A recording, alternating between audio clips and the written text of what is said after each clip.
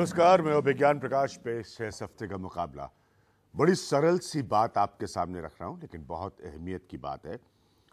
नरेंद्र मोदी जब अपना चुनाव लड़ रहे थे, जिसके बाद इतना बड़ा मैंडेट उनको मिला और वो 282 सीटें लेकर देश के प्रधानमंत्री बने, तब उन्होंने अच्छे दिन आने का नारा दिया था। 3 साल का वक्त तकरीबन बीत चुका है। अच्छे दिन और बुरे दिन को लेकर बहुत सारी बहस हो गई, लेकिन अच्छे दिन में एक बहुत बड़ा हिस्सा इस बात का होता है कि आर्थिक रूप से इकोनॉमिक एनवायरनमेंट कैसा है। ठीक है। दूसरी बात होती है कि कुछ चीजें होती हैं जिनको संकेत माना जाता है, उनको पूरा आधार नहीं माना जाता एक मुस्कुराती हुई इकोनॉमी का, लेकिन संकेत माना जाता है। उनमें से एक स्टॉक मार्केट भी है, उसमें से एक रियल एस्टेट भी है। अब मार्केट जो है वो बड़ी तेजी पर पहुंच गया है, जो काफी लंबे अरसे से ऐसा नहीं देखा गया था। लेकिन इससे क्या वाकई अर्थव्यवस्था में बेहतरी हो रही है? क्या लोगों को मिलने वाली नौकरी में बेहतरी हो रही है? ध्यान से सुनिएगा मेरे पॉइंट को। हम इस पर बात करेंगे इस प्रोग्राम में, क्योंकि मैंने आधार आपके सामने रख दिया कि जब नरेंद्र मोदी प्राइम मिनिस्टर बनने का चुनाव लड़ रहे थे तो उन्होंने साफ साफ कहा था कि वो इस देश में अच्छे दिन लेकर आएंगे, और लोगों ने उनको बहुत बड़ा मैंडेट दिया। तो एक तरफ एक सेंसेक्स की इकोनॉमी है, मतलब एक सेंसेक्स है जो कि बाजार है, कभी मत भूलिएगा, और वो संकेत दे सकता है। और एक तरफ हकीकत है कि कितना कुछ बदला है। इसके बीच में क्या हुआ है पूरा देश जानता है, और वो है जीएसटी। मेरे साथ बहुत खास मेहमान मौजूद है यहाँ पर। हम सबसे उम्मीद करेंगे कि जितना पॉलिटिकल इकोनॉमी के विषय पर मैं बरसों से काम कर रहा हूं, तो जितना सरल हो सके उतना सरल करके हमारे नौजवानों को यहाँ पर और सभी देखने वालों को बताएं, क्योंकि ये कॉम्प्लेक्स हो सकता है। प्रवीण झा साहब है, बहुत सालों से हम और आपने पॉलिटिक्स और इकोनॉमी का जो मिश्रण है, जिसे पॉलिटिकल इकोनॉमी कहते हैं, उस पर चर्चा की। सब जानते हैं, प्रोफेसर है सेंटर ऑफ इकोनॉमिक्स और प्लानिंग और स्टडीज के जेएनयू में। साथ में हमारे साथ आकाश जिंदल साहब है, जो कि एक जॉब मार्केट एक्सपर्ट हैं, साथ में इकोनॉमिस्ट हैं। तो इनसे लाजमी है कि बड़ा सवाल बनेगा कि जब अच्छा माहौल होता है क्या वाकई नौकरियां भी बहुत ज़्यादा मिलती है। साथ में हमारे नितिन सेठी हैं, जो कि डेप्यूटी एडिटर है scroll.in के, और मेरे साथ हिमांशु वर्मा है, जो कि एक एचआर एक्सपर्ट है। 2 खास मेहमान होंगे। मुंबई से होंगे सुनील आलक, जो कि एक इंडिपेंडेंट मार्केटिंग कंसल्टेंट है, बीजेपी की बात बहुत लंबे वक्त से रख रहे हैं। और प्रभात झा साहब हैं, जो कि सीनियर लीडर है बीजेपी के और वाइस प्रेसिडेंट है। प्रवीण झा, बड़ा बेसिक सा ये सवाल है, और मैं चाहता हूं उतना ही बेसिक तरीके से इसे आप समझाइए।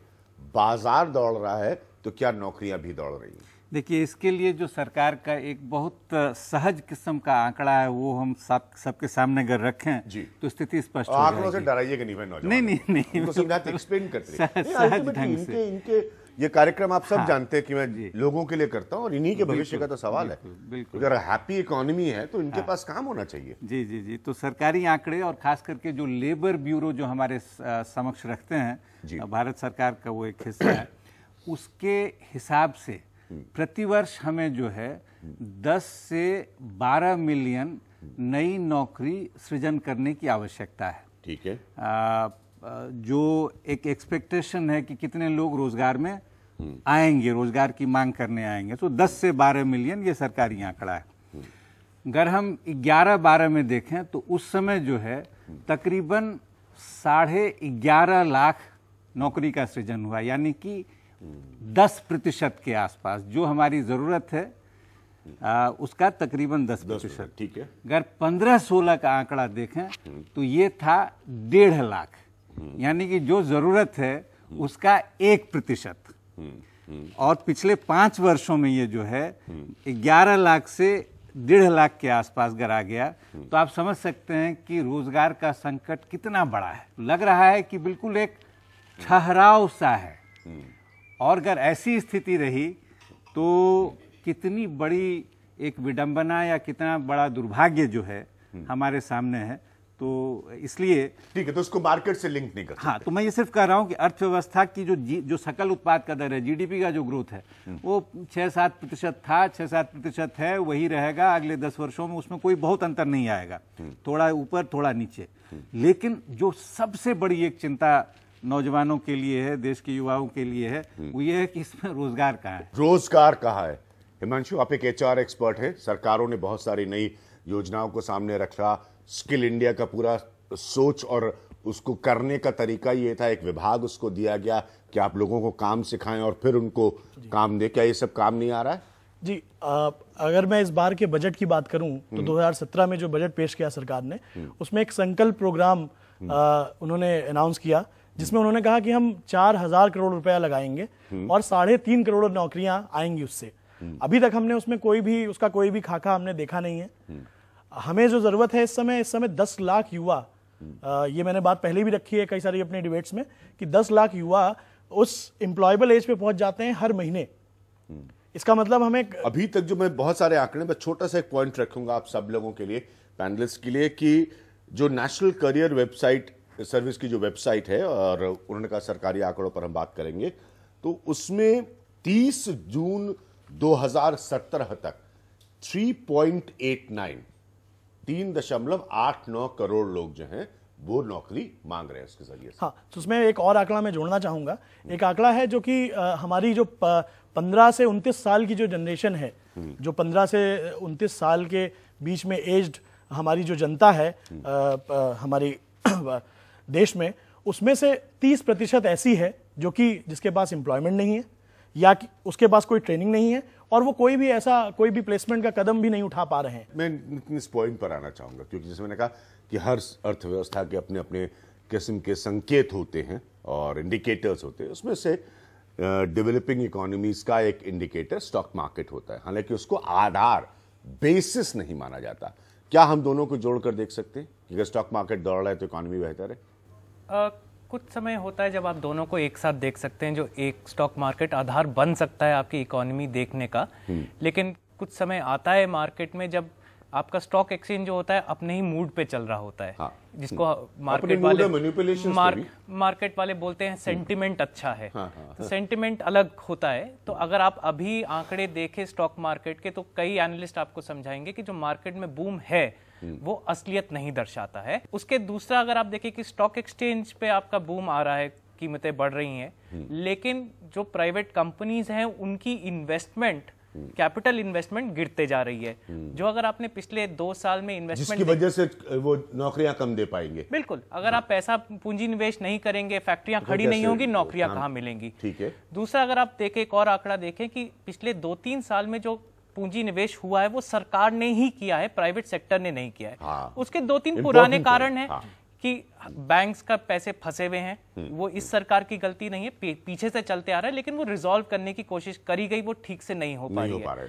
दूसरा जो मार्केट सेंटिमेंट होता है, कई बार हम लोग गलती खाते हैं कि मार्केट सेंटिमेंट क्यों आ रहा है। हिंदुस्तान एक डेवलप्ड कंट्री नहीं है, जैसे आपने बोला। यहाँ पे अभी भी जो प्राइवेट पैसा है वो सरकार पे बहुत डिपेंड करता है कि सरकार बार बार पे मदद करता रहेगा। तो टेलीकॉम सेक्टर वैसे बुरे हाल में है, लेकिन आप देखेंगे टेलीकॉम सेक्टर में लग रहा है कि बूम आ रहा है। सरल करके सब, क्योंकि जैसे है ना, ये नौजवान यहाँ सुन रहे हैं, बाकी लोग भी, भाई उन्होंने अगर 3 हेडलाइन लगातार पढ़ी कि साहब सेंसेक्स और अपना निफ्टी जो है वो यहाँ से यहाँ चला गया, तो आम आदमी, तो मैं आम आदमी की भाषा में अगर कोशिश करूं बोलने की, जी मैं आऊंगा आपके पास। तीनों ऐसे जानवर, कंपनी अच्छा कर रही, मतलब नौकरी मिलेगी, और वो क्या सोचेगा और वो क्या लॉजिक लगाएगा? नौकरियां, स्टॉक एक्सचेंज और अर्थव्यवस्था, तीनों ऐसे जानवर हैं जो एक दूसरे से हाके हुए नहीं है, ये अलग अलग रास्ते पे जा सकते हैं। स्टॉक मार्केट, क्योंकि एक इकोनॉमिस्ट हूं मैं, तो स्टॉक मार्केट क्या है, कई बार बहुत अलग रीजंस की तरह से वजह से बढ़ती है। कारण क्या है? क्योंकि अमेरिकन इकोनॉमी उस तरीके से नहीं कर रही, चाइनीज इकोनॉमी में अब जाके अच्छी जीडीपी ग्रोथ दिखी है, तो शायद कहीं से FII money, hot money Hindustan में आ रहा है, तो उसका शायद हिंदुस्तान की इकोनॉमी से उतना ज्यादा कनेक्शन नहीं है। ग्लोबलाइजेशन हो गई है, कहीं से पैसा इकट्ठा हो जाता है, पक्के तौर पर नहीं है। और यहीं पे तो सारी डिबेट है। देखिए, इकोनॉमी अगर में पक्के तौर पर नहीं है तो इसका मतलब तो ये रिफ्लेक्शन जो है उससे किसी को ज्यादा उम्मीद बांधने की जरूरत नहीं है। नहीं, उसमें मैं ये कहूंगा कि इकोनॉमी ग्रो कर रही है, इसके बारे में कोई शक नहीं है। अगर हम लास्ट क्वार्टर को छोड़ दें, 6.1% जिसमें ग्रोथ थी, उससे पहले 7% के आसपास ग्रोथ थी, और वर्ल्ड की बड़ी इकोनॉमीज में फास्टेस्ट ग्रोइंग इकोनॉमी थे, इसके बारे में कोई शक नहीं। चाहे यूएस को देख लें, चाइना हमसे पिछड़ा हुआ था, यूरोपियन इकोनॉमीज हमसे पिछड़ी हुई थी। क्या वो तब्दीली, क्या वो कन्वर्जन नौकरी में हो रहा है। वही उसमें वही आना था। ये ग्रोथ जो है, यही मैं कहना चाहता, दिस इज जॉबलेस ग्रोथ। ये बिना नौकरियों की ग्रोथ है और उसके पीछे कई कारण है जो मैंने जहां तक स्टडी किए हैं। सबसे पहली हमारी एजुकेशन पॉलिसी, चाहे ये सरकार हो चाहे कांग्रेस गवर्नमेंट हो, उसमें बहुत बड़ी बड़ी कमियां रही है। कई बार कांग्रेस और बीजेपी कैबिनेट मिनिस्टर से पूछा है, ऐसा क्यों नहीं है कि 10th के बाद गांव के स्कूल में वो कोर्स हो जिसमें मुझे 2 व्हीलर मैकेनिक बनाया जाए, जिसमें मुझे 1 साल के कोर्स में आप बड़े प्रश्न की तरफ आ रहे हैं कि उसमें मुझे प्लम्बर तो बनाया जाए, स्किल इंडिया का कॉन्सेप्ट था। मैं आपके सवाल को समझ रहा हूं। वो जो है वो चीज नहीं है। प्रभात झा साहब, बहुत वरिष्ठ व्यक्ति हैं आप इस पार्टी के, समस्या क्या है? क्या वाकई मुस्कुराती हुई इकोनॉमी है, अर्थव्यवस्था है, या आंकड़े कुछ और बता रहे हैं और जमीनी हकीकत कुछ और है जो कि लोगों की बेरोजगारी से जुड़ी है? सर, पूरा समय मैं आपको दूंगा। मैं अभिज्ञान जी 2 आंकड़े प्रस्तुत कर रहा हूं आपके सामने जी। 31 मार्च 2014 के और 31 मार्च 2017 के अलग अलग हैं। 9.46 उपभोक्ता महंगाई 2014 31 मार्च में थी, आज 3.81 3.81 है। 60.03 रुपया बनाम डॉलर था, आज 65.09 है। -0.10 औद्योगिक उत्पादन दर था, आज 5.2 उसका हो गया है। 10.35 होम लोन ब्याज दर था, आज 8.60 हुआ है। 6.60 जीडीपी योग था, आज 7.10 है। $303.7 बिलियन विदेशी मुद्रा भंडार था, आज 372.7 बिलियन डॉलर है। 24 into $2 बिलियन विदेशी निवेश था, आज $56.3 बिलियन विदेशी निवेश है। 4.6 राजकोषीय घाटा था, आज 3.2% लक्ष्य 2017-18 तक है, यह इसका राजकोषीय घाटा है। निर्यात $314 बिलियन निर्यात उस समय था, आज $274 बिलियन निर्यात है। इससे आप अंदाज लगा सकते हैं कि हम तेज गति से बढ़ने वाले आर्थिक विकास गति हमारी बहुत तेज हो रही है। प्रभात जी, इसीलिए यहां पर ये प्रश्न उठा कि ये जो तरक्की और इतने सारे जो आंकड़े आप बता रहे हैं, इस पर कोई विवाद नहीं कर रहा है, तो क्या ये ग्रोथ जॉबलेस है? देखिए, मैं आपको फिर कहता हूं, नौकरियों के दृष्टि से अगर देखेंगे तो आप देखिए, मैं एक छोटा सा उदाहरण देता हूं आपको। एक मुद्रा योजना के तहत अब तक देश में 5,77,00,000 छोटे कारोबारियों को फायदा हुआ है। अब ये 5,77,00,000 लोगों में अगर 2-2, 3-3 लोगों की भी अगर इन्होंने नौकरी लगाई होगी, 4-5 लोगों की भी नौकरी लगाई होगी, तो कितने करोड़ को हुआ है? सवाल नौकरी को किन पैसों का वितरण देखिए आप। लोगों की आमदनी बढ़ी है, लोगों की क्रय शक्ति बढ़ी है, रोजगार दोनों ने, और खुद नहीं हुआ है। एक बेरोजगार व्यक्ति सरकार की इन योजनाओं से धीरे धीरे 4-5 लोगों को रोजगार दे रहा है। मुद्रा पर खास तौर पर 2 कमेंट्स लूंगा बहुत जल्दी से, फिर एक ब्रेक लूंगा। हाँ, आप कुछ कहना चाह रहे हैं बहुत जल्दी। मैं प्रभात जी, मैं आपकी और आपकी सरकार की बहुत इज्जत करता हूं। ये जो डेटा आप सारा दे रहे हैं, मेरे इस पे कुछ इश्यूज हैं। जब आप सरकार में पावर में आए थे, उसके 1 महीने बाद क्रूड ऑयल था $115 पर बैरल। आपकी सरकार पे और हम सब पे भगवान मेहरबान हैं, आपके समय में क्रूड ऑयल $26 पर बैरल चला गया, अभी भी बहुत लो चल रहा है। तो बहुत सा डेटा अगर मैं आपको पूरी डिटेल दे दूंगा। क्रूड ऑयल जो 3 साल आपको एक फ्री गिफ्ट मिला है, उसकी वजह से बहुत सा डेटा आपका चमक गया है। मुद्रा पर बहुत सारी मीडिया रिपोर्ट्स आई हैं, सरकार के आंकड़े, इसमें कोई दो राय नहीं, जो प्रभात जी ने बताए। इसलिए एक जर्नलिस्ट को कमेंट चाहता हूं यहाँ पे। क्या होता है, कई बार होता है कि आप शुरू में सेब गिन रहे होते हैं कि सेब जो है फ्रूट है, उसके बाद आप बोलते हैं केला भी फ्रूट है, फिर आप बोलते हैं शायद गोभी भी फ्रूट है। तो जब आप इन सबको जोड़ते हैं तो फ्रूट का वॉल्यूम आपको ज्यादा लगता है, जब आप डेफिनेशन बदलने लग जाते हैं।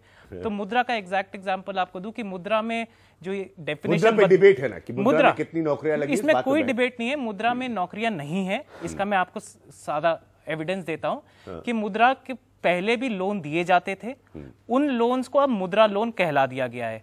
लोन जैसे हर आदमी का बच्चा होता है तो बढ़ता है, तो थोड़ा कद बढ़ता रहता है साल दर साल, तो एक नॉर्मल रेट ऑफ ग्रोथ होता है। तो अगर दवाई का असर देखना हो कि दवाई खाई बच्चा बड़ा हुआ ज्यादा कि नहीं, तो ये देखते हैं कि भाई नॉर्मली 2 इंच बढ़ता था, इस बार क्या 4 इंच बढ़ा, तो मुद्रा की दवाई देने से 2 से 2.25 हुआ होगा। बाकी अगर आप देखें मुद्रा ने काम क्या करना था, मुद्रा ने करना था जो बैंक लोगों को पैसे देते हैं उन बैंकों को पैसा देना जिससे वो और दे सके।